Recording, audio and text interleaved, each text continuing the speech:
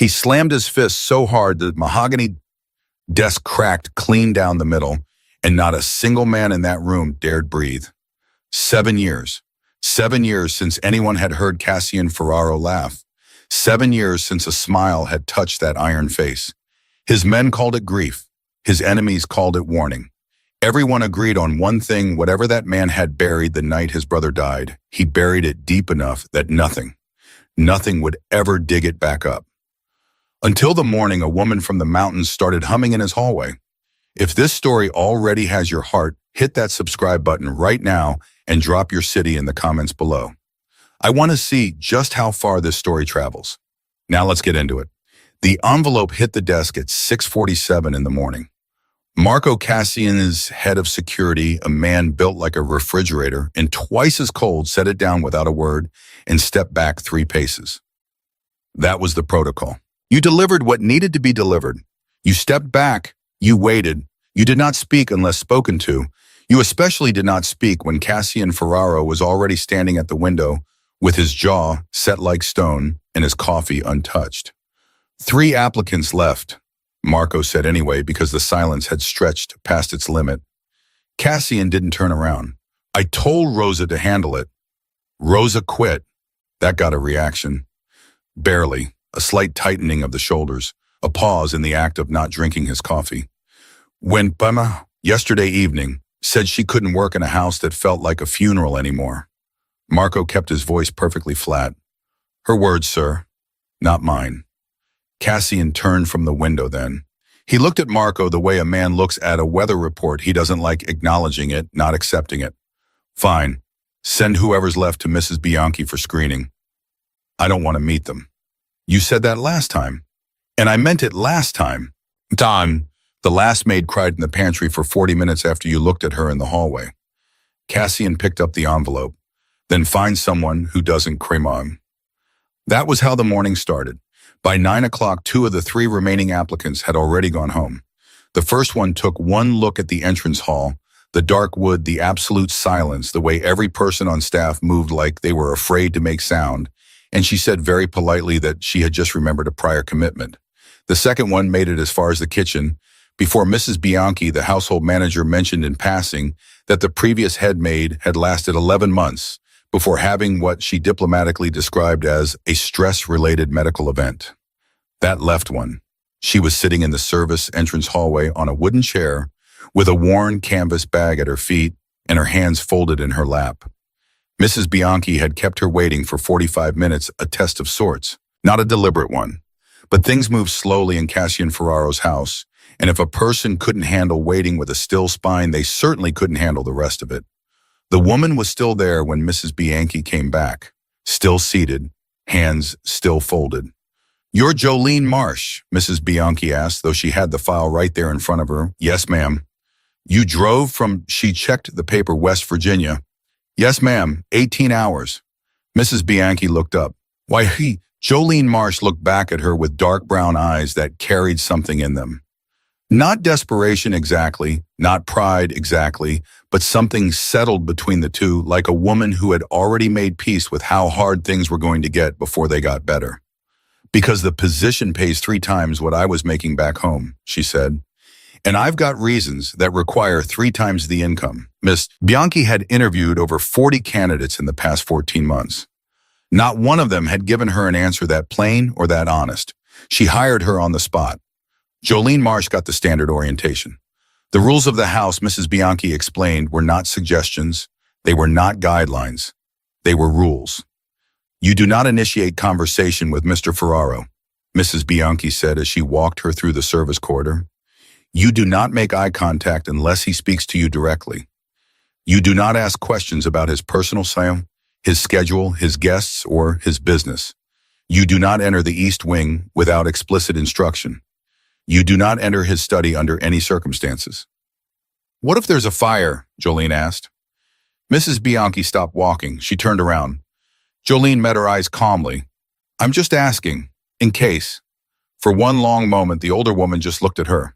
Then against what appeared to be her better judgment, the corner of her mouth moved not quite a smile, but the memory of one. In case of fire, Mrs. Bianchi said carefully, you alert the staff. You do not personally enter the study. Are we clear, Crystal? Good. You'll be handling the main floor. East wing is off limits. The staff dining room is at the end of the service hall. You eat before the household or after? Never during. During what? During whatever mood he's in. Mrs. Bianchi lowered her voice just slightly. You'll learn to read it. They all do. The trick is to learn it fast and adjust faster. Mr. Ferraro does not have tantrums. He does not raise his voice. What he does is go very quiet, and when that happens, you want to be somewhere else. Jolene nodded slowly. How long have you worked here? 12 years. And you're still standing. Barely, the older woman said, and this time it almost sounded like a joke. Come on, I'll show you the supply closet. She met him on the third day, not by design, not by accident exactly either. More the way that two things moving in different directions eventually occupy the same space regardless of anyone's intentions.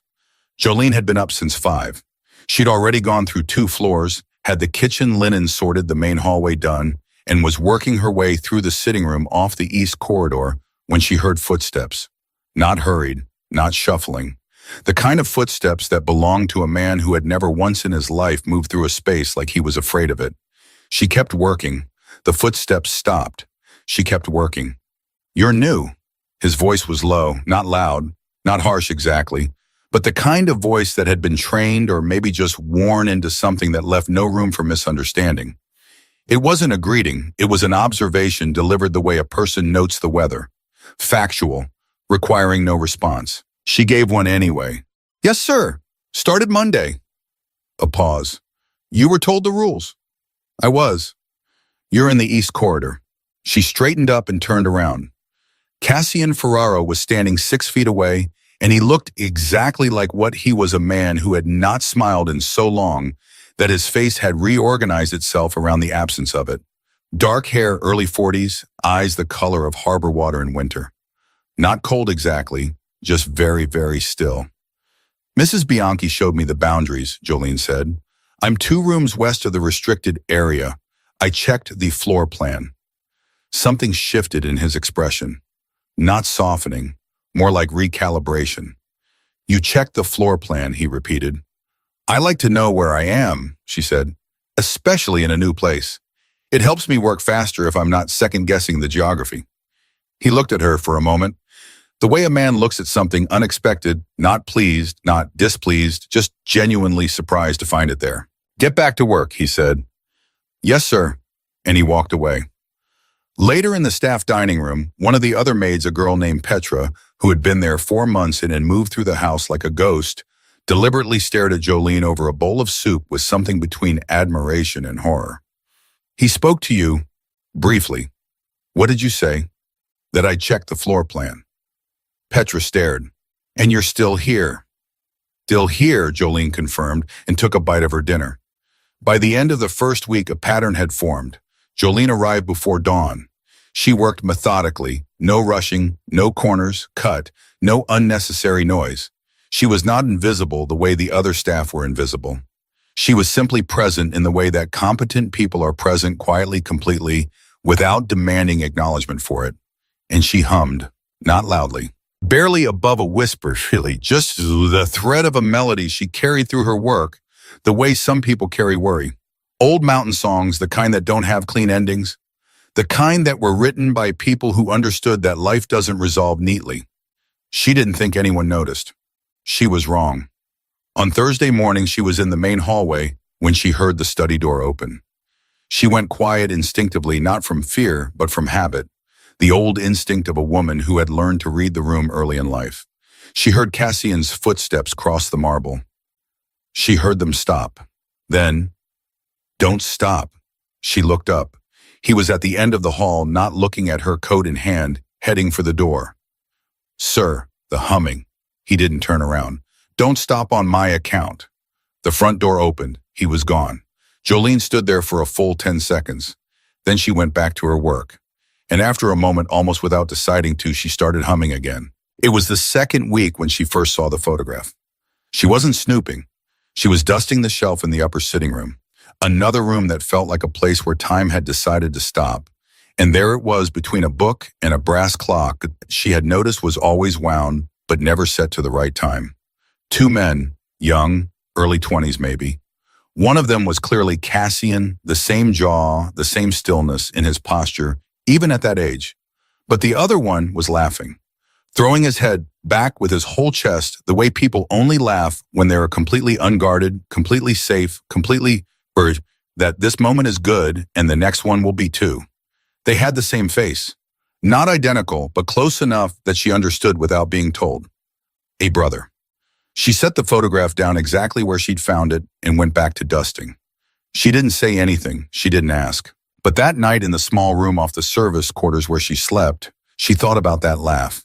About what it must have cost a man like Cassian Ferraro to have had something that free in his world and then lose it. She thought about her daughter Rosie asleep 3 states away in her sister's house with a heart that the doctors said needed fixing before she turned 9. She thought about the number on the medical bill, a number so large it had ceased to feel real and started to feel like a wall she was supposed to just walk through somehow. She understood in her bones what it meant to hold grief and duty in the same 2 hands at the same time. She didn't sleep much that night. The breaking point came on a Tuesday and it came fast. Jolene was passing the study with a stack of fresh linens, not entering, just passing when she heard it, not shouting. Cassian didn't shout. What she heard was the controlled, terrifying sound of a man who was barely holding something enormous in check. I said I want answers, not excuses. His voice through the closed door was so low it barely carried. If I don't have a name by Friday, I will find one myself, and you know what happens when I stop waiting and start looking. A murmur on the other side, someone on the phone, someone afraid. I don't care about the politics. I care about my brother. Are we finished misunderstanding each other? Silence. Good. Jolene had pressed herself against the wall without meaning to. Not from fear, or not entirely from fear. From the weight of it. The way grief sounds when it's been forged into something hard and dangerous over 7 years of use. She knew that sound. She'd heard it in her own voice in the dark in the car after doctor visits that ended with paperwork and not answers. The study door opened. Cassian stopped when he saw her. She was holding the linens. She hadn't moved. She met his eyes directly, not defiantly, not apologetically, just honestly. I was here, I heard that. I'm not pretending otherwise. His jaw tightened. The east corridor linens go to the closet on the left, he said. Not this one. Yes, sir. She adjusted her grip on the stack. I'll remember. She walked on. She heard him stand in the hallway for a moment before his footsteps resumed.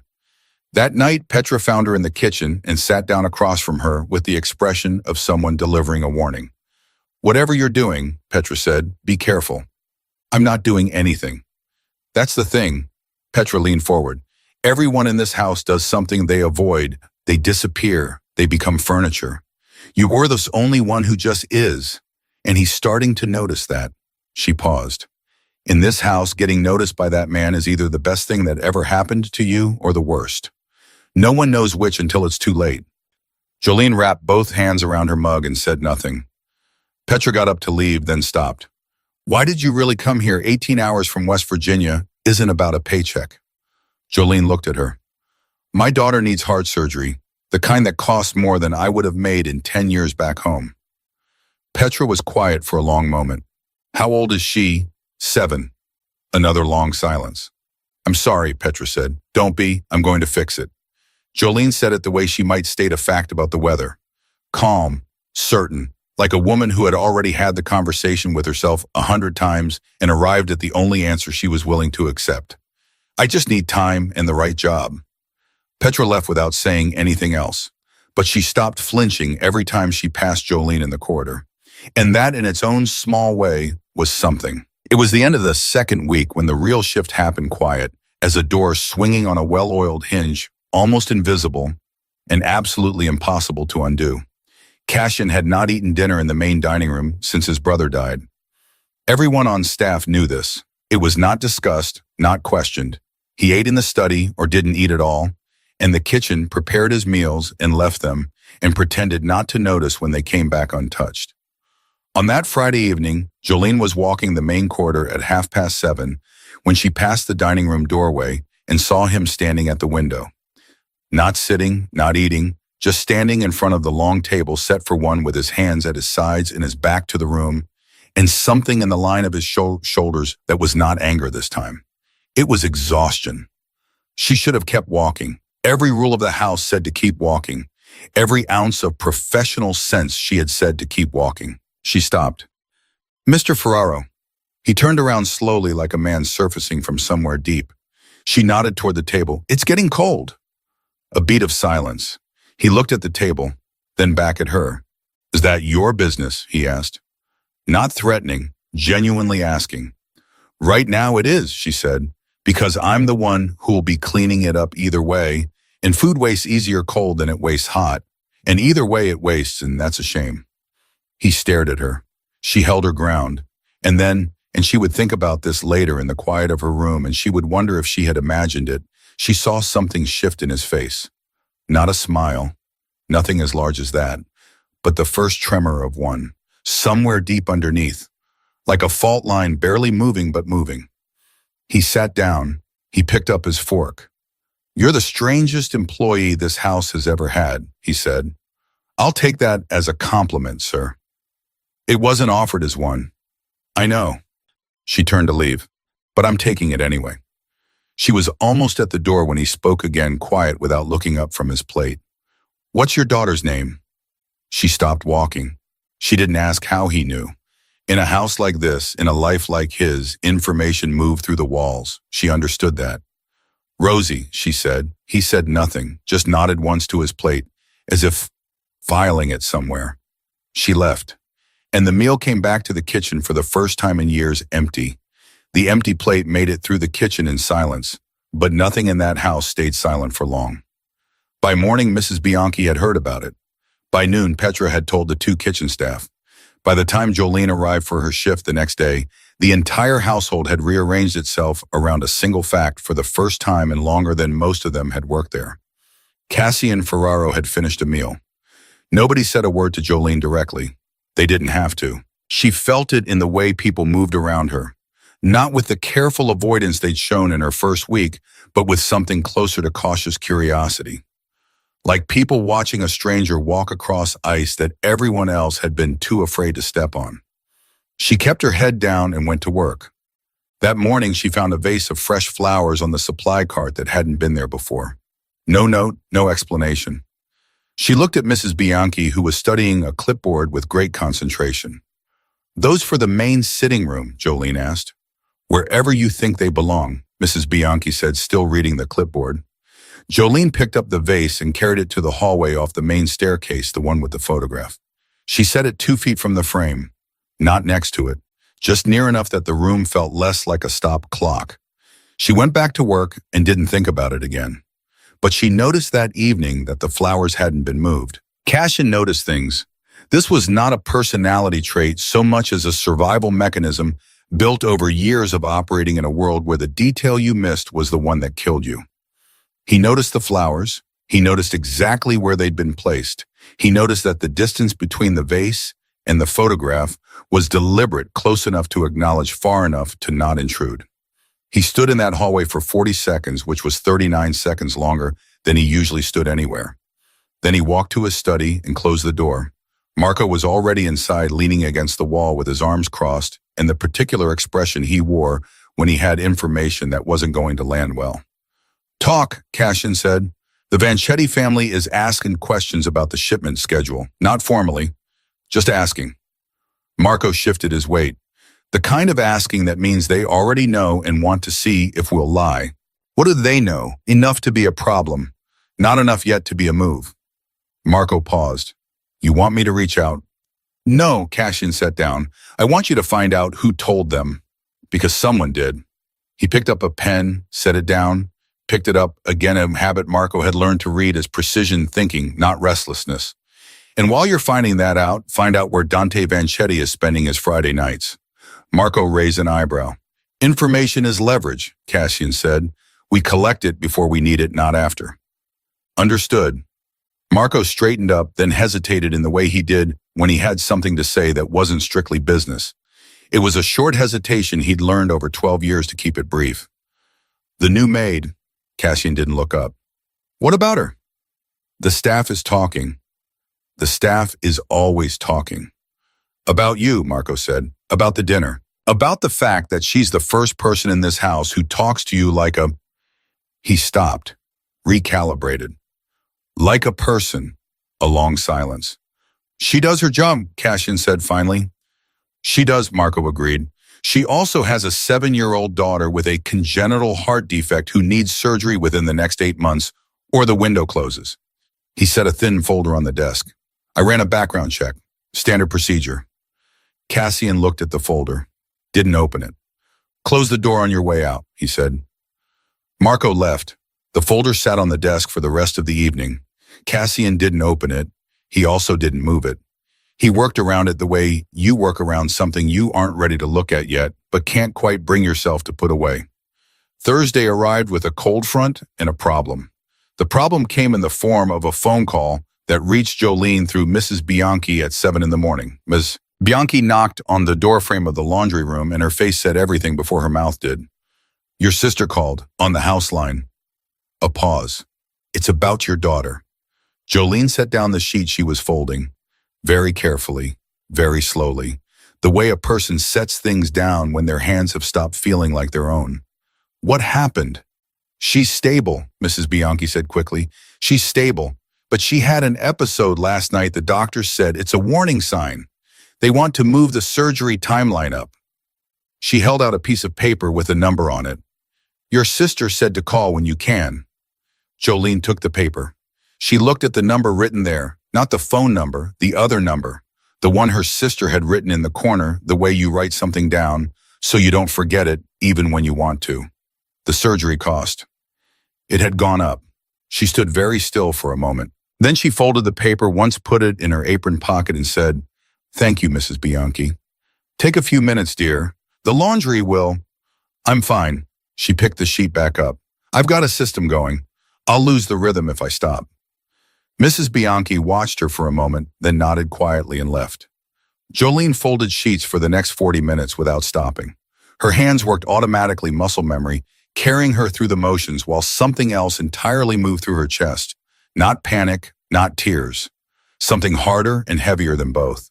The cold arithmetic of love, which is the calculation you run when someone you would die for needs something you cannot yet give them. She worked through it. Because that was the only thing she knew how to do. She didn't hear him come in. The laundry room was off the service quarter, rarely used by anyone but staff, and she had been so deep inside her own head that she didn't register the footsteps until he was already standing in the doorway. Cassian. Not looking at her exactly. Looking past her at the far wall in the way of someone who has walked somewhere without entirely deciding to. She straightened up. Mr. Ferraro, this area isn't, is there something you need? No. He said it like a man who's realized mid-sentence that he doesn't have a good reason for being somewhere. He stayed anyway. Mrs. Bianchi told me about the call. Jolene kept her face even. I'm sorry if it interrupted the house routine. It won't happen again. That's not what He stopped, tried again. Is the child all right? Something cracked just slightly in the center of Jolene's composure. She pressed it back down with everything she had. She's stable, she said. The doctors want to move the surgery up. That means I need to move faster too. She met his eyes. I'm not going anywhere, Mr. Ferraro, in case that's what you're wondering. I'm not the kind of person who abandons a commitment because the road gets harder. He looked at her for a long moment. I wasn't wondering that. Then what were you wondering? The question landed between them, honest and direct, and he didn't have a quick answer for it, which was unusual enough that it shifted something in the air. How old were you when you learned to do that? He asked instead. Do what? Keep going when everything's falling apart around you. Keep your hands moving and your face straight and just keep going. Jolene considered that. About 6, she said. Mama got sick when I was little. Somebody had to make sure the younger ones had breakfast before school. His jaw moved, not toward a smile, toward recognition, the quiet, painful kind. My brother learned it from me, he said, and it was clearly not something he'd planned to say. The words came out low and unguarded, and he seemed to hear them the same time she did, and something behind his eyes shuddered briefly. Nico, Jolene said before she thought better of it. His eyes sharpened immediately. You know his name? The photograph, she said honestly. I saw the photograph in the sitting room. I didn't ask anyone. I didn't look anything up. You can tell from a photo when someone is loved. She held his gaze. I'm sorry about your brother. The silence that followed was not comfortable, but it was real. That was something. People say that a lot, Cassian said finally. I know they do. I meant it differently. How? She thought about it before she answered. I meant I'm sorry that you lost the person who made you laugh. Because you can replace a lot of things in this life. You can't replace that. He was very still. Then he said quietly and almost to himself, no, you can't. He left without another word. She listened to his footsteps go down the corridor, unhurried, same as always, but somehow different. Like a man carrying a weight, he'd shifted from one shoulder to the other. Same weight, slightly different posture. Jolene went back to the sheets. Her hands were shaking now, just slightly. She let them.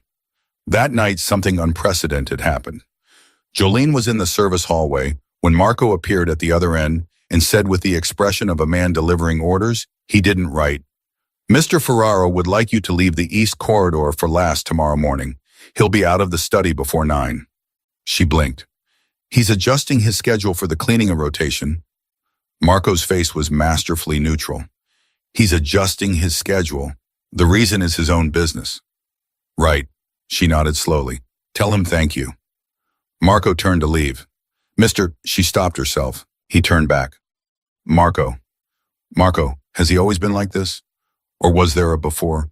Marco was quiet for a moment, long enough that she thought he wasn't going to answer. Before Nico died, he said finally, this house had music in it, not just yours. He held her gaze for exactly 1 second. Good night, Ms. Marsh. He walked away. Jolene stood alone in the hallway with that sentence settling into her like cold water finding its level. This house had music in it. She thought about the wound but never set clock, the photograph between the book and the brass, the meal that finally came back empty. She was not naive. She knew what kind of man Cassian Ferraro was. She had heard enough, noticed enough, understood enough in 3 weeks to know that his empire ran on fear and power, and the kind of violence that dressed itself in expensive suits and spoke quietly.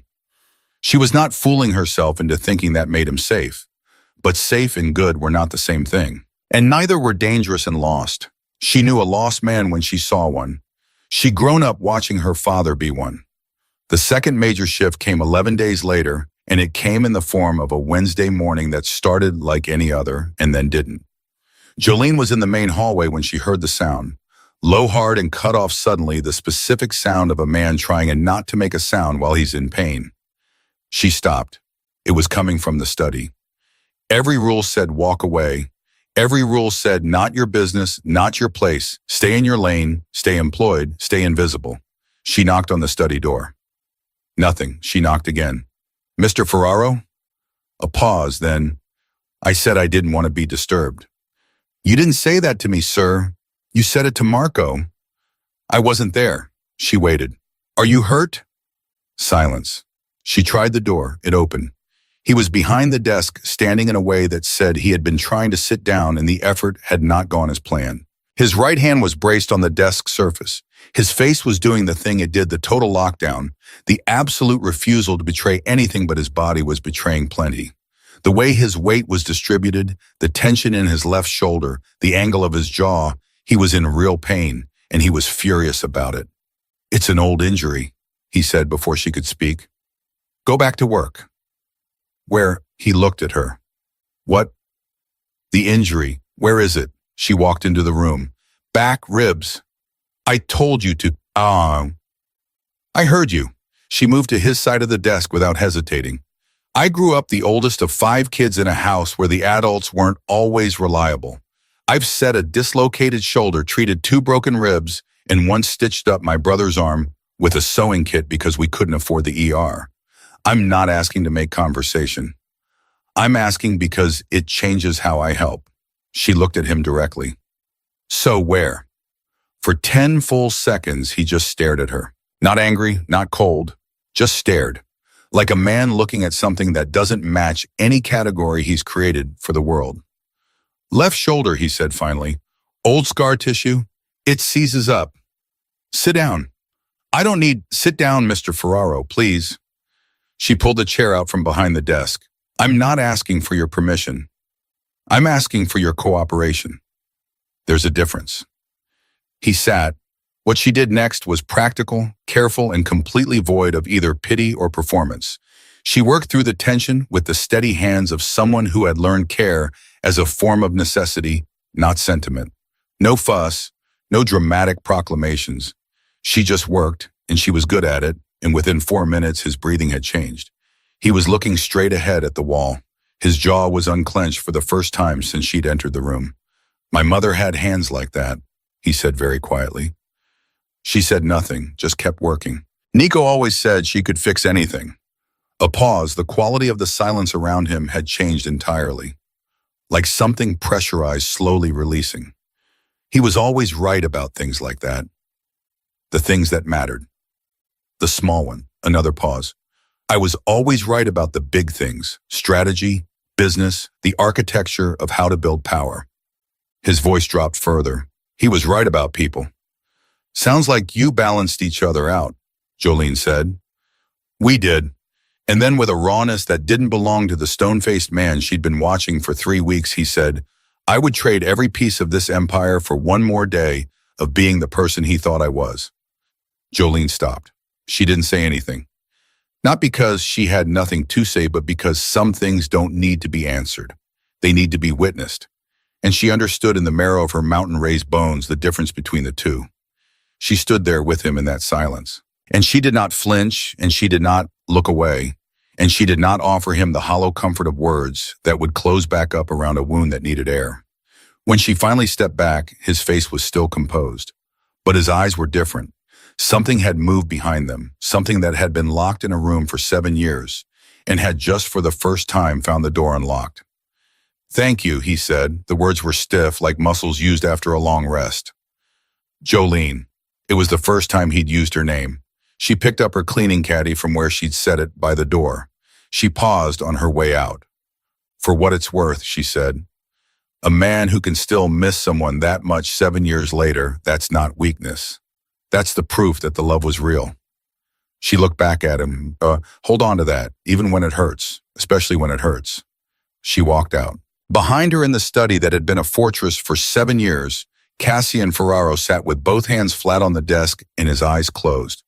And somewhere in his chest, behind the scar tissue of every hard year and every harder choice, something that had been perfectly rigidly still moved. The words spread through the house the way words always spread in closed places without anyone meaning to spread it, without anyone being able to stop it. He had used her name. Petra heard it from one of the kitchen staff who had been passing the study hallway at the wrong or right moment. By that evening, every person on staff knew that Cassian Ferraro, who had not addressed a single employee by their first name in over 4 years, had said Jolene like it was a word he'd been holding in his mouth and finally decided to release. Nobody made a big thing of it. In that house, you didn't make big things of small things. But the atmosphere shifted the way it shifts before weather. Nothing you could point to exactly, but something in the air that wasn't there before. Jolene felt it. She ignored it. She had a daughter in West Virginia with a failing heart valve and a surgeon's timeline that was moving faster than her savings account, and she did not have the luxury of getting distracted by atmosphere. She called her sister that night the same way she called every night, standing in the corner of her small room with the phone pressed to her ear and her voice held carefully level. She asked about you today, her sister Dana said. 3 times, is Mama coming home soon? 3 times, Joe. Tell her soon. Jolene closed her eyes. Tell her I'm working on it. The hospital called again. They need a deposit to hold the surgical date, $20,000 by the end of next month, or they give the slot to someone else. $20,000 in 30 days. I'll figure it out, Jolene said. Joe, I'll figure it out, Dana. Her voice didn't shake. She would not let it shake. Kiss Rosie for me.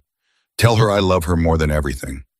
She hung up and sat down on the edge of the bed and did what she only allowed herself to do in private. She pressed both hands to her face and breathed through the fear. Not past it, not around it, through it. 30 seconds of acknowledging exactly how terrified she was, and then she straightened up and the fear went back into the box where she kept it, and she got up and she went to sleep. Because tomorrow she had work to do. The next morning, Marco was waiting for her at the bottom of the service stairs. Not casually, with the specific posture of a man executing an errand he had been given and wanted finished. "Mr. Ferraro would like to see you," he said, "after your morning rounds. His study 11 o'clock. Jolene looked at him steadily. "Did he say why?" "Mr. Ferraro doesn't explain his reasons to me, Ms. Marsh. He gives me the message, and I deliver it." "Right." She adjusted the supply caddy on her arm. "Tell him I'll be there." Marco nodded and walked away. Petra appeared at her elbow approximately 4 seconds later, which meant she had been listening from around the corner. "His study," Petra said. "He called you to his study." "I gathered." "Jolene." Petra touched her arm. "Be careful. I mean it this time. Not watch yourself in the hallway, careful. Real careful. Men like him, when they start letting someone in, it's because they want something, always." Jolene looked at her. "Or because they're lonely." Petra opened her mouth and then closed it again. It was the kind of answer that didn't leave room for argument, not because it was sharp, but because it was true, and truth has a weight that pushes back. "Just be careful," Petra said again, quieter this time. Jolene patted her hand and went to work. At 11 o'clock exactly, she knocked on the study door. "Come in." He was at the desk, standing, not sitting. She had noticed that he stood more than he sat, like a man who distrusted stillness, who needed to stay ready. There were papers in front of him, but he wasn't looking at them. He was looking at her. "Close the door," he said. She did. She stayed near it. "I looked at your contract," he said. "The salary structure. What we're paying you." Her pulse moved just slightly. She kept her face even. "Is there a problem?" "There's a gap." He crossed his arms. "Between what you're being paid and what you actually need. I want to correct it." She stared at him. "Excuse me? I'm offering you a raise." "How large a raise?" He told her. The number was not a raise. It was a lifeline. It was the surgery deposit and then some stretched over the next 6 weeks. It was her daughter's heartbeat continuing past the age of 8. It was the specific, impossible number she had been lying awake calculating every night since Dana's call. She should have said yes. Anyone standing in that room in that position with a 7-year-old daughter running out of time, anyone should have said yes without hesitating. She said, "Why?" He looked at her like the question surprised him. "Because the work warrants it." "That's not why." A beat of silence. Something moved in his eyes, not irritation. Respect, maybe. The guarded kind. "Does the reason matter?" he asked. "It does to me." She held her ground. "I'm not a charity case, Mr. Ferraro. I came here to work, and I've worked. I'm not asking for anything I haven't earned. But if this is..." She stopped, chose her words with the precision of someone who knew that precision mattered here. "If this comes with an expectation I'm not aware of, I need to know that before I accept it." The silence that followed was long. He looked at her with the full weight of those harbor gray eyes, and she looked back, and neither of them moved. "I had a brother," he said finally, "who spent the last 3 years of his life running a medical fund for sick children, pediatric cases. He believed very specifically that a child's life should not be determined by the size of their parents' bank account." His voice was even, controlled. But underneath it, just barely detectable, was the low-frequency hum of grief that never fully resolved. He was right.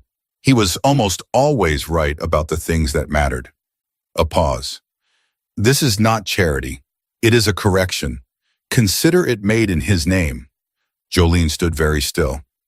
"Nico," she said softly. "Yes." She looked at him for a long moment. She thought about the photograph. The laughing man with his whole chest open. The clock wound but never set. 7 years of a house with no music in it. "I'll accept it," she said, "and I'll earn every dollar." "I know you will." He looked back at the papers on his desk. "That's why I offered it." She was almost at the door when he said, without looking up, "What's her favorite thing, the girl?" Jolene paused. "Fireflies," she said. She used to sit on the porch back home and catch them in a jar, just to look at them, then let them go. He nodded once slowly, like a man filing something away in a place he intends to keep. She left before either of them could say anything that couldn't be taken back. The first crack in the careful new order appeared 4 days later. His name was Vincent Caro, and he arrived at the house on a Tuesday afternoon with 2 men behind him and a smile that didn't reach past his teeth. He was a business associate, the kind of associate that arrived unannounced and whose unannounced arrivals were always a form of message rather than coincidence. Jolene was in the main sitting room when he walked through. She registered him the way she registered most things, quietly, completely storing details without appearing to collect them. The expensive watch, the way his 2 men positioned themselves without being told to, the way his smile when it landed on her shifted into something that had weight to it. New staff, he said to nobody in particular. She's part of the household, Marco said from behind him. His voice was about 4 degrees colder than usual. Charming. Vincent Caro looked at her a beat too long. What's your name? Before she could answer, Cassian appeared at the top of the stairs. He had heard the arrival. He had come down with the exact speed of a man who had calculated how quickly he needed to move. Vincent, his voice cut across the room like a blade. Clean, cold, precise. My office. Vincent's smile widened. He looked between Cassian and Jolene with the visible pleasure of someone who has found a pressure point and tested it. Of course. He followed Cassian without looking back. Jolene stood still in the sitting room and listened to the office door close down the hall. Marco caught her eye from across the room. His expression said, "Stay out of this." His expression also said, "This is a problem." She went back to work, but she moved closer to the hallway. Not obviously, just closer. The voices from the office were low, but Cassian's house had the acoustics of old construction, and she'd learned in 4 weeks where sound traveled. I heard you've been asking questions, Vincent said, about the Genoa situation. I ask questions about a lot of things. Cassian's voice, flat and final. It's how I maintain my position. Some questions make people nervous. Good. Nervous people make mistakes. Mistakes give me information. It's a system. A short silence, then Vincent's voice lower. People are starting to wonder if you're losing your focus, Cassian. A man in your position can't afford to get distracted. A calculated pause. By domestic concerns. The silence that followed was not empty. It was full of something that pressed against the walls. When Cassian spoke again, his voice had gone so quiet it was almost inaudible. Almost. Clarify what you mean by domestic concerns, Vincent. Carefully. I'm just saying, the business requires a certain clarity of mind, a certain distance from soft things. Another pause, deliberate and pointed. Soft people. Jolene's hand had stopped moving on the shelf she was supposed to be dusting. Here's what I want you to hear. Cassian said, still quiet, still precise, still absolutely terrifying, in the particular way that very controlled people become terrifying when something threatens to break the control. Every person in my household is my concern. Every detail of my life is my business and mine alone. And the next time you come to my house and make implications about what I can and cannot afford to feel, I will remind you in terms you will not forget why people in this city do not give me unsolicited advice. A long-waited beat. Are we finished misunderstanding each other, Vincent? The sound of a chair moving. Footsteps. Always a pleasure, Cassian. Marco will see you out. Jolene was 2 rooms away and completely focused on a shelf she had already cleaned 3 times when Vincent Caro passed through the hallway. His smile when he glanced toward her was different now, thinner, considering. The smile of a man who has been handed a piece of information and is deciding what to do with it. She did not look away. She met it steady and direct. His smile faded. He left. Cassian found her in the supply corridor 20 minutes later. She didn't hear him coming, she never did with him, and she turned around to find him standing close enough that she had to tilt her head back slightly to look at him. That man, he said without preamble, if he comes to this house again when I'm not here, you don't let him in. Not for any reason, not under any framing he gives you. She met his eyes. Understood. If he tries to speak with you directly, I know how to handle men like that, she said. I've been handling them my whole life. Something moved in his face. I know you have. He said it quietly like a fact he had arrived at through observation and not assumption. That doesn't mean you should have to. She looked at him for a moment. Really looked at him. Not at the facade, not at the empire and the stone jaw, and the 7 years of strategic coldness, but at the thing she'd been watching move slowly and reluctantly back toward the surface. "Mr. Ferraro," she said carefully, "what did your brother think of your business?" He was very still. "What, did Nico know what you did?" "What it cost." A long silence, his jaw tightened. She watched him decide whether to shut down or stay open, and she watched it be the closest thing to an actual fight she'd seen on his face. "He knew," Cassian said. "He didn't approve. He never approved." His voice had gone low and rough in a way that had nothing to do with control and everything to do with truth.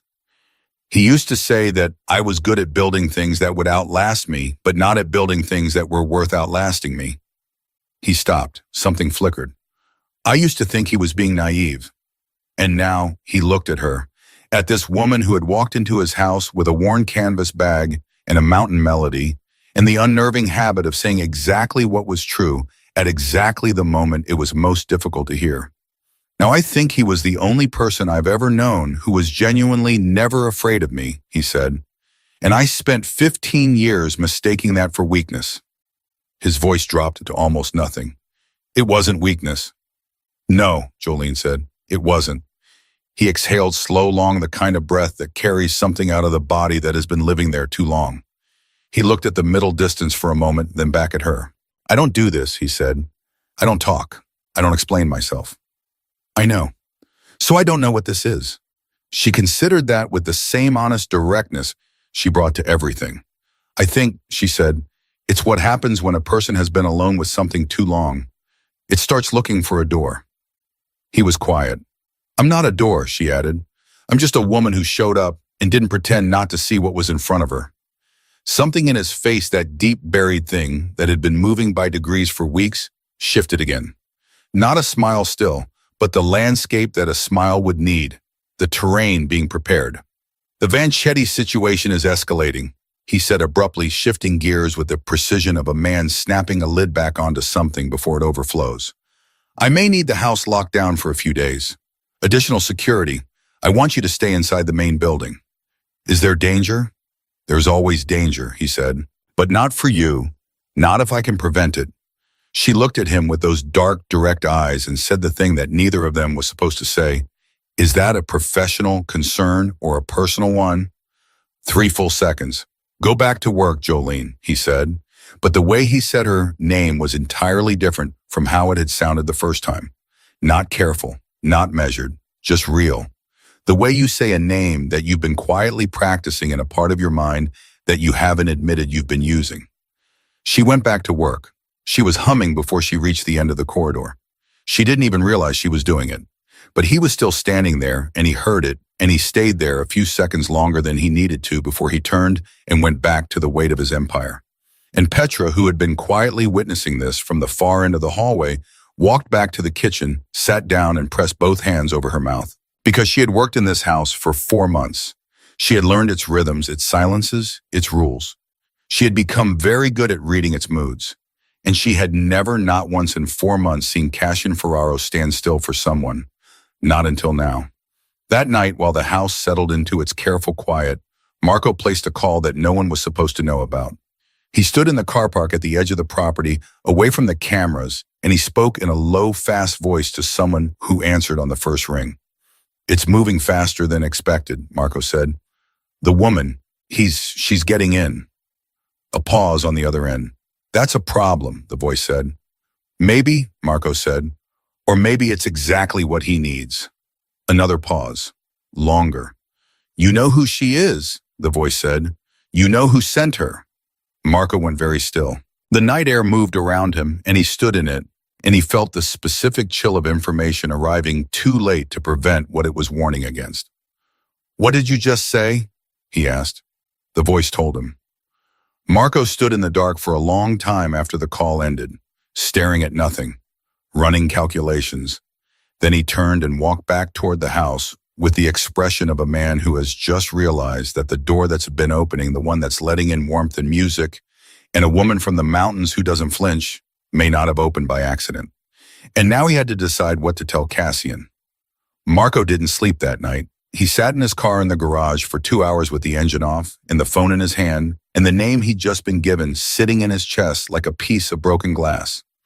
He turned it over, examined every angle, ran every scenario the way Cassian had trained him to run scenarios backward, forward from every entry point.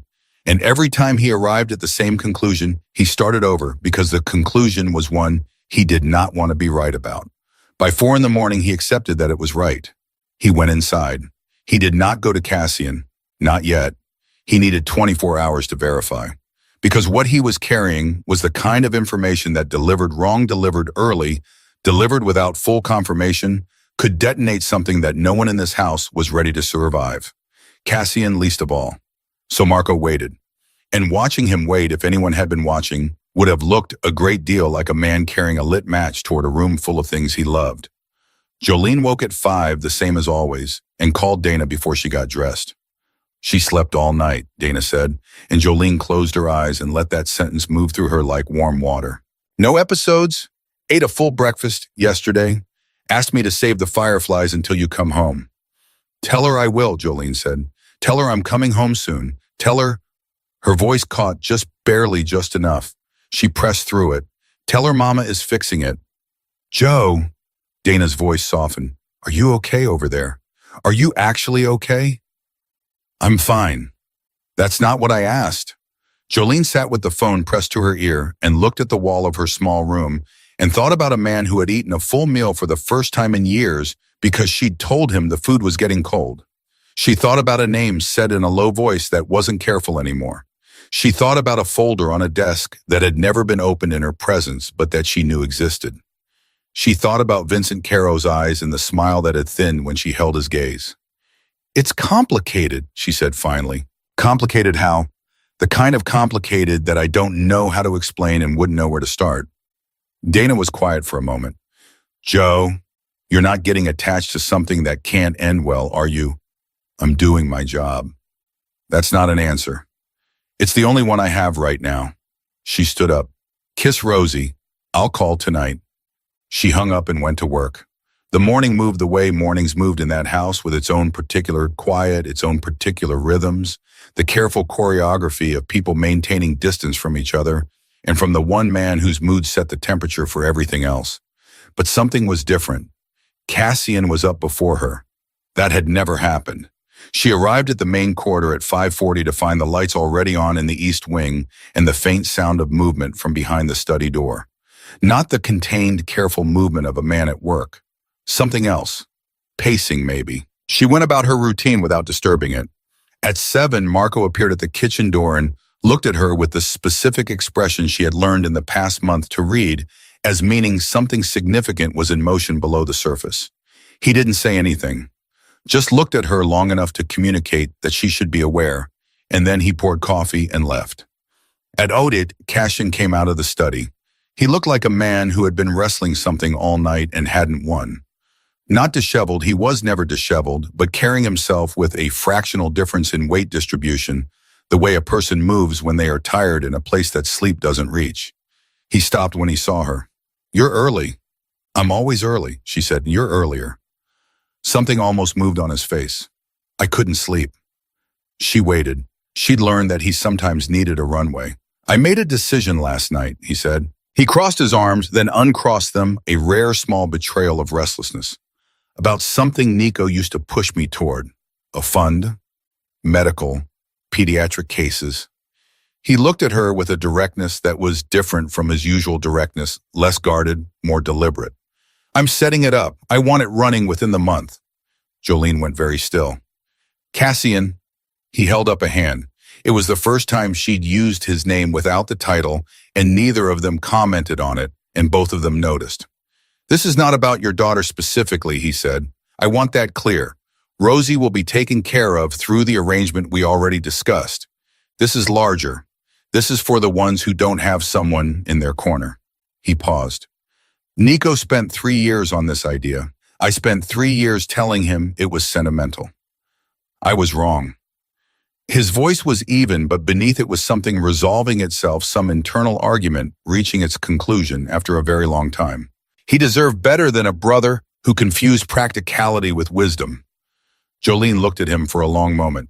He'd be proud of you, she said, for this. You didn't know him.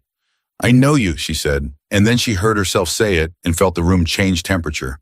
I mean, I know what you've shown me in the past weeks. That's enough to extrapolate.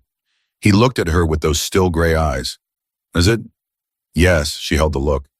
Nico sounds like someone who saw the best version of you. I think she stopped, recalculated, kept going anyway. I think that version is still there. I think it's been there this whole time. It just didn't have anyone to show up for. The silence was long and full. You say things, he said quietly, that no one in my world would dare say to me. I know. It should bother me more than it does. I know that too. For one moment, one suspended, impossible moment, the stone face cracked. Not widely. Just at one corner, just one fractional movement upward, the ghost of something that his face had forgotten how to complete. Not quite a smile, but the shape that a smile would take if it were allowed to.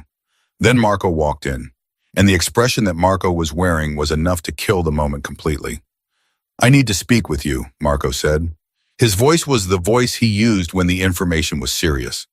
Cassian knew that voice the way a soldier knows the specific sound of incoming. Now, Cassian asked. Now, Marco said, privately. Jolene was already stepping back. I'll be in the east corridor. Stay, Cassian said. Not a request. She stilled. He looked at Marco. Whatever you have to say, say it. Marco's eyes moved to Jolene briefly, then back to Cassian. In 12 years, Marco had delivered bad news of every category.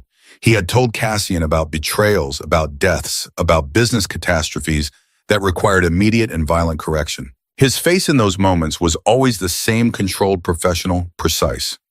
Right now, his face looked like a man who genuinely did not want to do what he was about to do.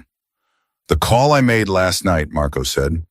I was following up on something from the Vanchetti situation. A name that came up in connection with new household staff. He stopped. Jolene, the referral that brought her application here, the agency that submitted her file. Another stop. It's connected to Vincent Caro's network. The room went absolutely cold. Cassian did not move. He stood with his coffee in his hand, and the expression on his face went through 3 distinct phases in less than 2 seconds: processing, calculation, and then something that was neither of those things. Something that had no professional category. Something that was simply a man having the thing he had just started to let himself feel turned into a question. He turned and looked at Jolene. She was standing with her supply caddy at her side, and her face had gone through its own transformation, from still to stricken to a controlled, deliberate blankness that he recognized because it was the same face he put on when he needed time to think before he responded. Jolene, he said, very quiet, tell me what you know about the agency that placed you here. I found it through a job board online, she said. Her voice was level. I submitted my information and they called me within 2 days and they fast-tracked the application. I thought it was because of my experience. She paused. I thought it was luck. You didn't know anyone connected to this household before you applied. No. No connection to Vincent Caro. No contact from his organization. No one offered you anything in exchange for no. Her voice stayed level, but something behind her eyes was very carefully not falling apart. No, Mr. Ferraro Cassian. I came here for one reason. My daughter needs surgery. I needed money. That is the entire truth of it. He looked at her. He looked at her the way he had looked at her the very first morning in the corridor, measuring precise reading every layer simultaneously. For 20 long seconds, nobody in the room breathed. Leave us, he said to Marco. Cassian, he saw. Leave us, Marco. Marco left, but his expression as he passed Jolene was not suspicious. It was the expression of a man who believed her and was afraid that belief was no longer the most important variable. The door closed. Cassian set his coffee down. He walked to the window. He stood with his back to her for a long moment, and she watched the tension move through his shoulders and his jaw and his hands, and she did not fill the silence because she understood that this was a moment that required patience above everything else. You understand what this looks like, he said finally. Not to the window, to her over his shoulder. I understand what it could look like to someone who doesn't know the truth, she said. Yes. In my world, the appearance of a thing and the truth of a thing are often the same thing, Because people who want to get close to me arrange for both to exist simultaneously. He turned around. His face was back to the stone, but it was different now, not the practiced stone of a man who had decided to feel nothing but the desperate stone of a man who was trying to protect something he had only just allowed himself to have.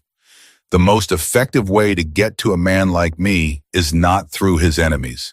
It is through the door he forgets to lock. And you think I'm that door. I think someone may have built you into one without your knowledge.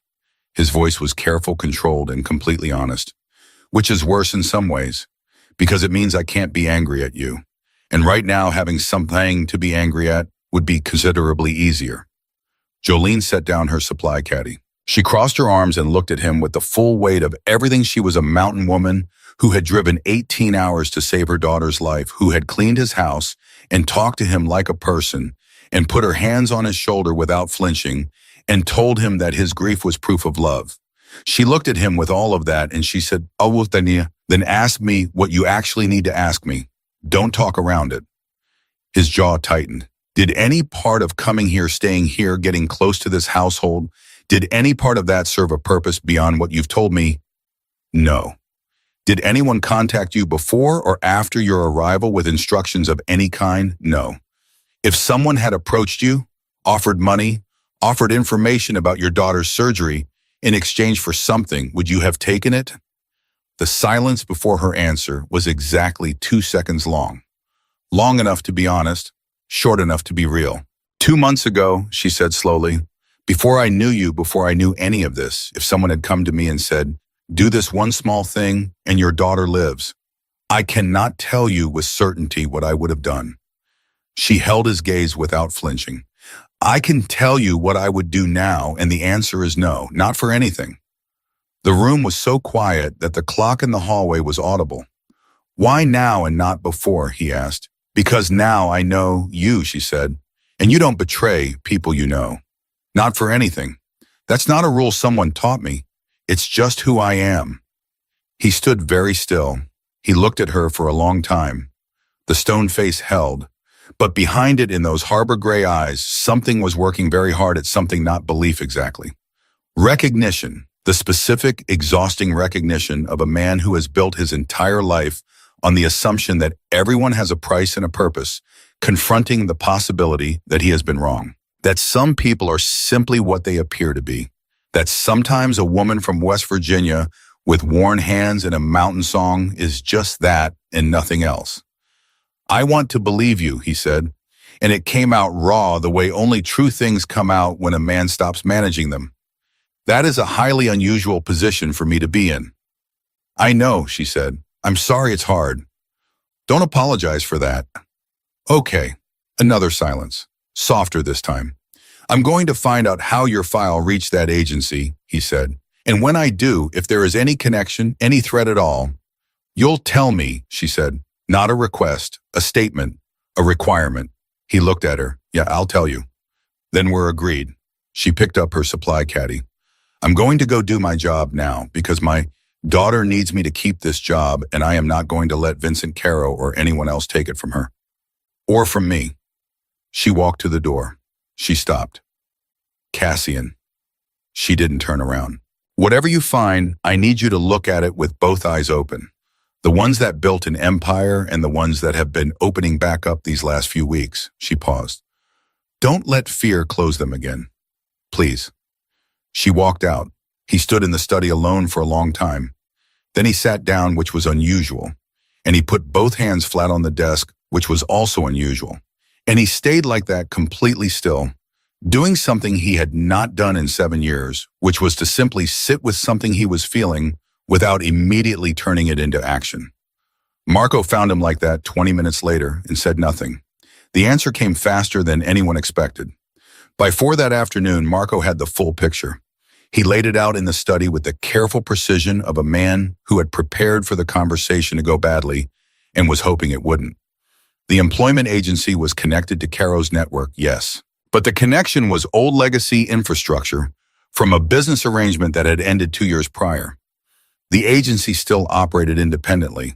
They had not been directed to place Jolene. They had processed her application the same way they processed hundreds of others, and the fast track had been exactly what it appeared: a staffing shortage and a highly qualified candidate. Jolene Marsh had not been sent. She had arrived. The coincidence of the agency connection was real. The conspiracy was not. Cassian sat with this information for a full minute. She didn't know, Marco said. Oh, no. And there's no active intelligence operation. No. A pause. Caro used the connection to rattle me, Cassian said with the quiet, cold certainty of a man connecting the final dots. He already knew about the agency when he visited. He was seeding doubt, waiting for someone to pull the thread and find enough smoke to make me question my own judgment. Marco nodded. He knows something has changed in this house. He's trying to compromise it before it stabilizes. Cassian stood up. His jaw was set. His eyes were clear, and the man who moved across that room was not the exhausted, conflicted figure from that morning. He was something older and more certain and considerably more dangerous. Where's Jolene? He said. East corridor. He went. Marco watched him go with an expression that was quietly, carefully hopeful in a way that he would have denied if anyone had pointed it out. She was folding linens in the upper corridor when he found her. He stopped a few feet away. She turned around and read his face instantly, the clear eyes, the set jaw, the fractional release of tension in his shoulders. It wasn't you, he said. She looked at him steadily. I know. I know you know. I'm saying it anyway. He stepped closer. I'm saying it because you deserved to hear it said out loud by me. She nodded. Her hands were still holding the linen. Her knuckles were slightly white because she had been holding herself together all day with everything she had, and hearing those words come from him in that voice with that particular weight, something in her chest unclenched that had been clenched for hours. Thank you, she said. Caro played us both, Cassian said. That ends now. What are you going to do, Tayo? What I should have done the moment he walked into my house and looked at you the way he did. The quiet certainty in his voice was not anger. It was something older and more measured than anger. Resolution. I'm going to remind him in terms he will not forget that some things in my life are not negotiable. She looked at him, at this man, at the 7 years of walls, and the photograph of a laughing brother, and the meal that finally came back empty, and the name said in the dark, in a voice that had stopped being careful. And what are those things, she asked, the non-negotiable ones? He looked at her. And the stone face, that monument to protected grief, that 7-year architecture of deliberate coldness, did something it hadn't done in longer than most people in that house had worked there. It softened, not all the way, maybe not even halfway, but enough to see what was underneath, enough to see the man in the photograph, younger, lighter, laughing with his whole chest because he was safe, still there, still present, waiting. I'm still working that out, he said. His voice was quiet and real and entirely unguarded. But you're in the list. The linen in Jolene's hands went still. From somewhere downstairs, Petra dropped a dish. The sound of it breaking echoed through the house, and both of them almost smiled at the interruption. And the almost smiling was so close to the real thing that neither of them quite knew what to do with it. Go back to work, he said. And now there was something in the way he said it that was warm, that was almost teasing, that sounded like a man who had remembered somewhere in the past few weeks that warmth was something he was capable of. Yes, sir, she said. Cassian. She looked at him. My name, he said. You used it this morning. Use it. A beat, a small certain moment. Yes, Cassian, she said, and she went back to work, and he went back to his empire. And somewhere between those two things, between her mountain melody and his harbor gray eyes, and the distance that was quietly, irreversibly closing between them, something had changed. Finally, completely. In the way that only real things change all at once, and in both directions, and with no possibility of going back. The name spread through the criminal network the way Cassian intended it to, like cold water finding every crack. By Wednesday morning, Vincent Caro had received 3 separate messages. None of them written, none of them signed, all of them saying the same thing in the language that men in that world understood better than any spoken word you miscalculated. Correct it now, or face the correction. Cassian did not wait for a response. He never waited for responses. He moved. The Vanchetti connection was severed by Thursday, not violent. Not violently, not loudly, but with the precise and permanent finality of a man who had decided the conversation was over. Business arrangements dissolved, accounts closed, 2 phone calls made, each lasting under 4 minutes, each ending with the other party agreeing to things they had not expected to agree to. Marco watched it happen with the quiet respect of a man who had witnessed Cassian operate for 12 years and still occasionally found himself impressed.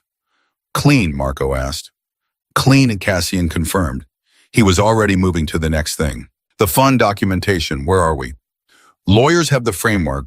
They need your signature on 3 forms and a name for the foundation. Cassian picked up the pen, signed the first form, the second, paused at the third, the one with the blank line for the foundation name.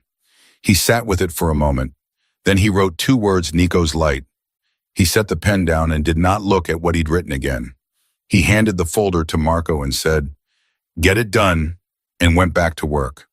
But his hand, when he placed it flat on the desk, pressed down harder than necessary for just a moment, like a man laying something to rest. Marco took the folder and said nothing.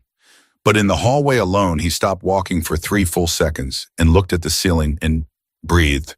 Jolene found out about the foundation the way she found out about most things in that house, indirectly, through the texture of things shifting around her. Miss Bianchi mentioned it carefully and without preamble while reviewing the week's schedule.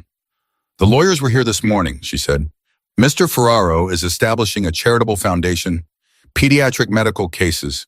It will be announced publicly next week." Jolene kept writing the linen inventory she was cataloging. "That's good," she said. Her voice was even. "He named it after his brother." Her pen stopped. "Nico's Light," Mrs. Bianchi said, and her voice, for the first time in Jolene's experience, had something in it that was not managerial composure. Something quieter. Something that had been waiting a long time to feel something like hope. Jolene set the pen down carefully. She looked at the inventory sheet in front of her. Then she picked the pen back up and kept writing, because if she stopped, now she would not be able to finish, and there was still work to do. "Good," she said again, quietly, completely. "That's really good." The call from Dana came at noon. Jolene was in the Essex corridor when her phone buzzed in her apron pocket. She checked it, saw Dana's name, and felt the specific cold rush that the sight of that name during work hours always produced. She answered before the second ring. "Joe." Dana's voice was strange. Not bad strange. Strange like a person who is trying to hold something very large inside a very normal tone. "I need you to listen to me." "I'm listening." "The hospital called this morning about Rosie's surgery." A pause. "The full amount was paid. The surgical date is confirmed. They said..." Dana's voice broke slightly, then recovered. "They said an anonymous donor covered the entire cost. Joe, the entire thing. And they said it was designated specifically for Rosie, by name." Jolene stopped walking. She stood in the east corridor of Cassian Ferraro's house, with her phone against her ear and her cleaning caddy at her side, and she felt everything she had been holding compressed in her chest for months. The weight of it, the calculation of it, the cold arithmetic of love and money and time running out, release, all at once, like a fist slowly opening. She pressed her free hand against the wall to steady herself. "Joe, are you there?" "I'm here." Her voice came out barely above a whisper. "Do you know who?" "Yes," she said, "I know." Dana started crying on the other end. Jolene listened to her sister cry and felt tears run down her own face and did nothing about them because there was nobody in the corridor, and some moments are larger than the rules you live by. "She's going to be okay," Dana said. "Joe, she's going to be okay." "I know," Jolene said. "I know she is." She stood against that wall for another full minute after she hung up. Then she wiped her face, straightened up, picked up her caddy, and went to find him. He was in the study. Of course he was. She knocked once and opened the door without waiting. He looked up from the desk, took one look at her face, the red eyes she hadn't quite managed to clear, the set of her jaw, the way she was holding herself like a woman trying to contain something enormous. And he set down whatever he was holding and gave her his full attention. "You didn't have to do that anonymously," she said. "I would have let you." "I know." His voice was even. "That's not why I did it that way." "Then why?" He leaned back slightly. "Because Rosie doesn't need to grow up thinking her life was saved by a favor. She needs to grow up knowing her mother worked for everything and fought for everything and got it." He held her gaze. The anonymous part was for her, not you. Jolene stood in the middle of his study and looked at this man, this iron-jawed, harbor-eyed, 7 years locked man who had named a charity after his dead brother and paid for a little girl's heart surgery in secret so she'd never feel like a debt. And she understood with complete clarity that she had already passed the point where any reasonable professional boundary was going to save her from caring about him.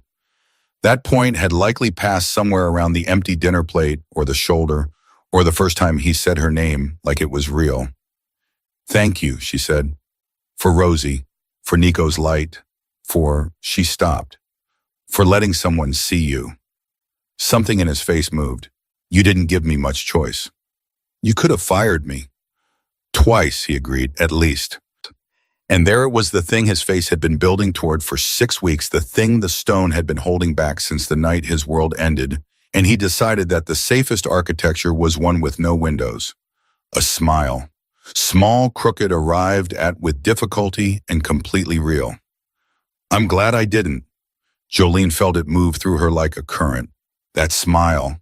Like watching a door open in a house that had been locked for 7 years and finding on the other side not emptiness, but a room full of light that had been waiting the entire time. "Me too," she said. It was Petra who told her 3 days later what she had apparently been the last person in the house to understand. They were in the kitchen at the end of the day, and Petra was being entirely too casual about refilling her coffee for someone with something to say. "He asked Mrs. Bianchi about your contract this morning," Petra said, studying her cup. "What about it?" "Whether it was structured in a way that could be modified." She paused. "Significantly." Jolene looked at her. "He asked about living arrangements," Petra continued, still not making eye contact. "For an employee with a child, whether the East Guest Suite could be converted to a family accommodation." The kitchen was very quiet. "Petra," Jolene said, "I'm just telling you what I heard.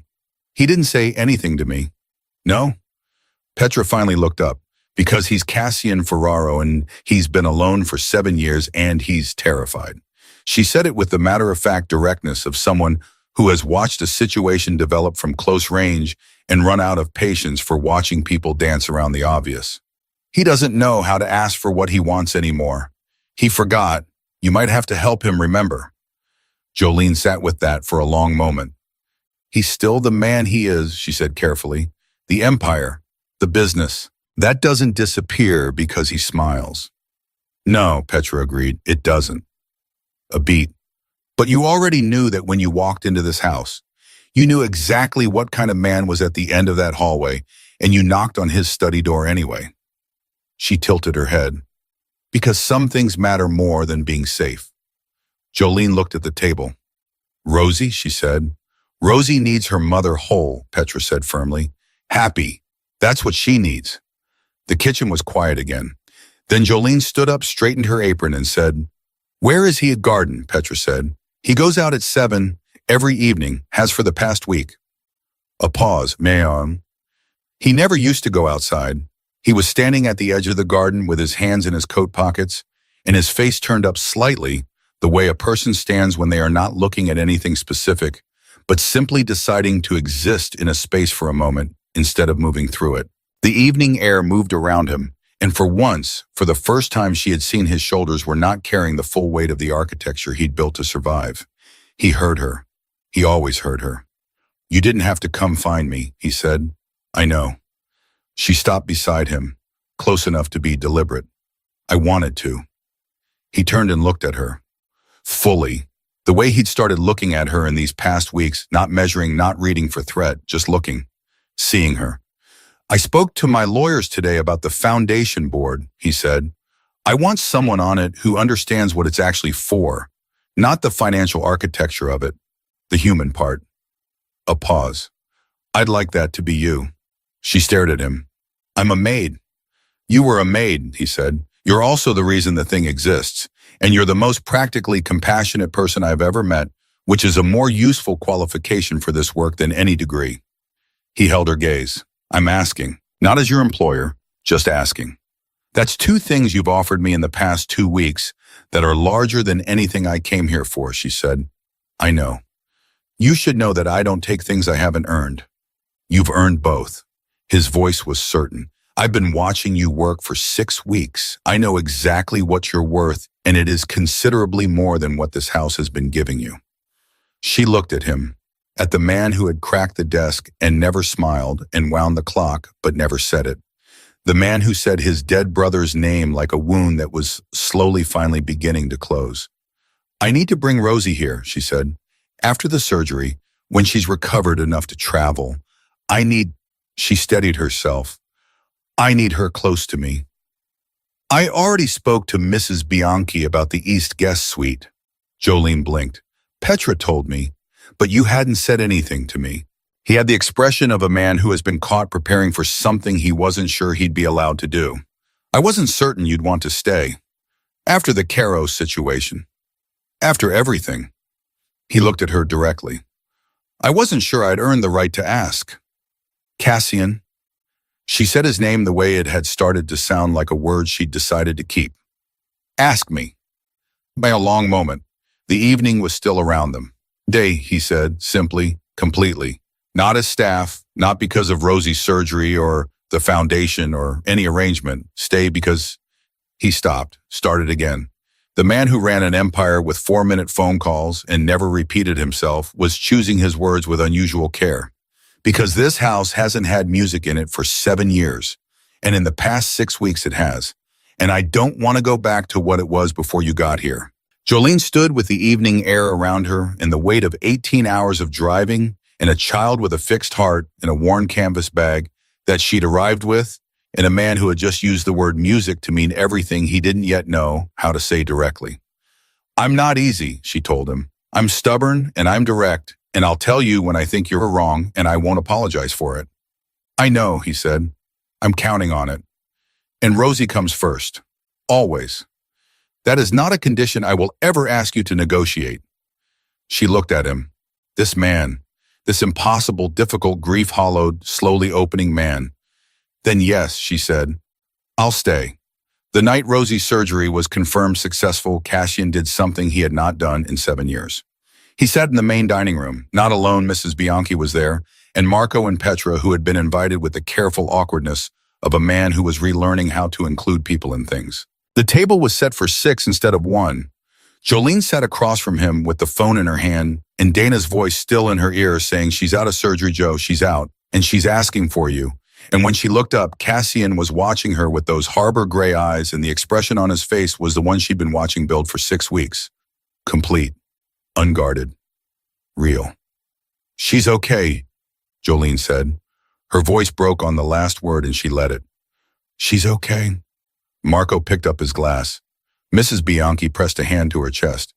Petra made a sound that was mostly a sob rerouted at the last second through a smile. Cassian said nothing. He didn't have to. He reached across the table, not dramatically, not with ceremony, simply with the quiet deliberateness of a man who has decided to stop performing distance, and covered her hand with his. His hand was steady. Hers was shaking. She turned her hand over and held his back. The dinner table of Cassian Ferraro, which had been set for 1 and come back barely touched for 7 years, was full that night. Full of people. Full of sound. Full of the specific earned warmth of a house that has been empty for a long time and has finally decided to be otherwise. 3 weeks later, Rosie Marsh arrived. She was 7 years old and small for her age, with her mother's dark eyes and a scar on her chest that she showed off to everyone who would look with the magnificent pride of a child who had survived something and knew it. She had a pink backpack and a mason jar she'd brought empty from West Virginia, specifically for catching fireflies, and she walked through the front door of Cassian Ferraro's mansion with the complete unself-conscious confidence of a person who has not yet learned to be afraid of large spaces or powerful men. She stopped in the main hallway, looked around, looked up at the ceiling, looked at the staircase, looked at the man standing at the end of the hall, the big dark-haired man with the gray eyes and the jaw and the 7 years of quiet written all over him, and she tilted her head and said, "Are you the man my mama works for?" Cassian crouched down to her level. It was not something his body had done in a very long time. "I am." Rosie considered him. "Mama says you're complicated." Something moved on his face. "She's right. She also says you're good." Rosie's head was still tilted.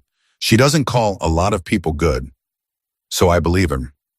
Cassian looked at this child with the scar and the mason jar and the complete and total lack of fear, and something in his face did what it had been doing more frequently. In the past 3 weeks, it moved toward warmth the way a man moves toward a fire after a long time in the cold. Not rushing, just grateful for the direction. "Are there fireflies here?" Rosie asked. "In the garden," he said, "after dark." Her eyes went wide. "Can I catch them?" "You can catch them, look at them, and let them go," he said. "That's the rule." She nodded seriously. "That's my rule too." She held up the mason jar. "I already have the jar." Behind them, Jolene stood in the doorway with her canvas bag over one shoulder and something in her chest so full it had no name for it. She watched the stone-faced man and her daughter negotiate the terms of firefly capture with equal seriousness, and she thought about 18 hours of driving in a job board and luck that perhaps was not entirely luck.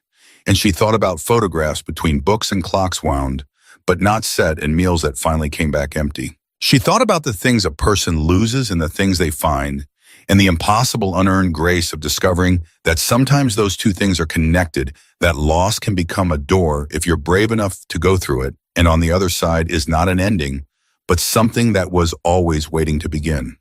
Marco appeared at her shoulder. He looked at the scene in the hallway. Then he looked at Jolene. "Welcome home," he said. It came out slightly rougher than he intended, and he cleared his throat and looked away. Jolene didn't answer him. She watched Cassian stand up with Rosie's hand in his, the big empire-built hand, and the small surgery-scarred one, and walk her toward the garden to show her where the light came from after dark. And somewhere in that moment, everything that had been broken in that house, not fixed, not erased, but slowly, honestly rebuilt into something that could hold weight again, became what it had always had the capacity to be: a home. In the garden that night, as the first firefly lifted off the grass and Rosie's laugh split the darkness open like a bell, Cassian. Ferraro looked at the light in a child's hands and felt something move through him that he had not felt since the last time his brother laughed, clean and real and entirely without armor. He smiled. Not the ghost of one, not the almost, not the landscape of one being prepared. He smiled full and real and irreversible, and the man in the photograph, the one who had seemed so impossibly lost, was standing right there in the garden, exactly where he'd always been, waiting for someone brave enough not to look away. Jolene saw it from across the garden. She pressed a hand to her mouth. Her eyes filled, and she let them. Because some things are worth every mile of the drive to get there. Some things are worth the 18 hours in the worn bag, and the rules you broke, and the silences you held, and the doors you knocked on, even when every rule said walk away. Some things: a child's laugh, a man's first real smile in 7 years, a house that has learned to hold warmth again, are worth every single bit of the hard road it took to find them. And all of this was exactly that. This was worth it. Every step, every mile, every morning she chose to stay. And she was never, not for one day of what came after, going to let herself forget it.